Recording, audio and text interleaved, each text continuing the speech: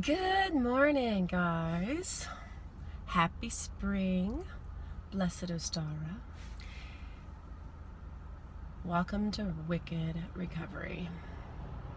According to the sobriety tracker on my phone, I have now been sober for 7 months, 2 weeks, and 5 days.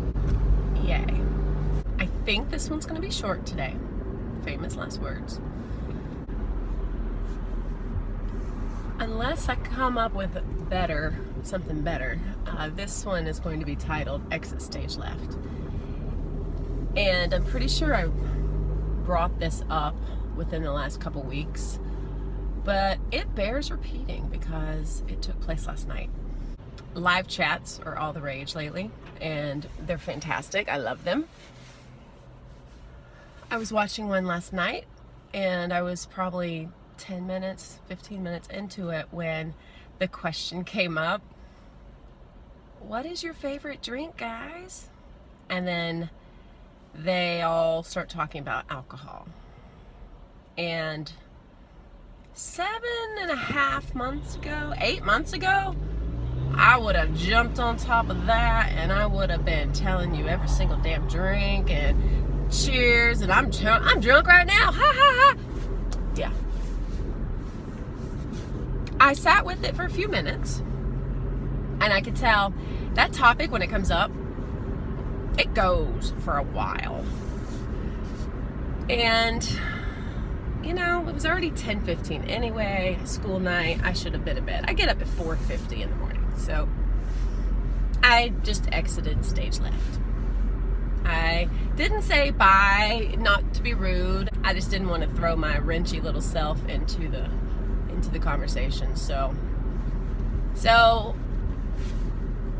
when those topics come up, which once you're actually abstaining from alcohol, you realize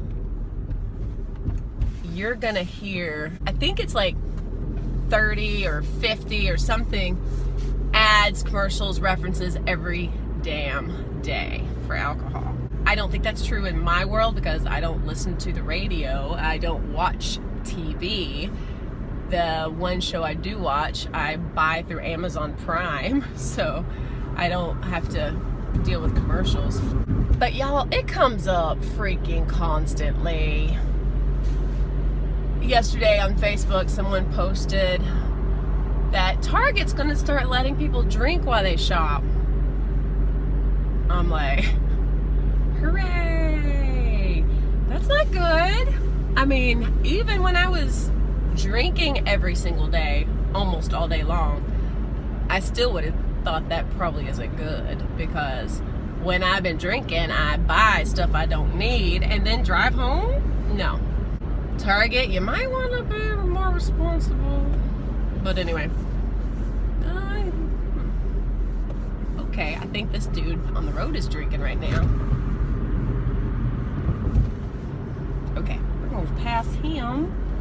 Thanks, bruh. When it comes up, if it bothers you, you should probably take care of yourself and exit if you can, if it's something you can leave. If you're at a gathering physically, that might be a good time to go to the bathroom. That might be a good time to, knowing me, I would throw in a joke reminder, a LOL reminder that the alcoholic in the room is loving this conversation. Obviously, people don't need to change their lives just because you or I finally decided to get sober. And not everybody in the world has an alcohol issue, but I will tell you, more people die every year because of alcohol than every single drug combined. So all the war on drugs and all the awareness about drugs, the dangers, the real killer is alcohol. And alcohol has got us all snowed into thinking, oh, it's fine. I mean, it's freaking legal. And that's cool, right? But, ooh, sunny. Alcohol is the real gateway drug. And by the way, I got these things from Paul Churchill, who references where he gets these statistics, but on Recovery Elevator. Alcohol is the gateway drug. It's not marijuana, it's not cigarettes, it's alcohol for the majority of people. And the scary thing is, it's so prevalent and it's so celebrated, and even being trash, being hungover, making stupid mistakes, that's all a part of it. It's all an LOL moment, and let's all talk about some of the stupid things we've done. I don't think people would do the same with any other drug. You know, when I was taking opiates, here's what I did, ha ha ha. Most people would be judgy, and I'm not a fan of judgy. I'm not saying let's bring some judgy in there. I'm saying maybe we should bring some awareness. And some of the people who make the most jokes about alcohol might be like me. I made the most jokes about alcohol because I knew there was an issue, and I am a jokester. I joke away the serious stuff a lot of the time. Just something to think about. It's a little depressing when you have to cut off that part of your life, or when you can no longer be a part of the club. Please don't cross the street in front of me. Thank you. Dude, you're gonna kill yourself. Why are people so stupid? Okay. Alcohol. That's probably the reason. It's alcohol. Just kidding, but seriously. It is kind of sad when you can't be in the club anymore, but that's a choice. That's a choice. I could go right back to the club. It's not really worth it, because when I was in the club, I didn't know how to stop. When everybody else went home and everybody else put the cup down, I never did.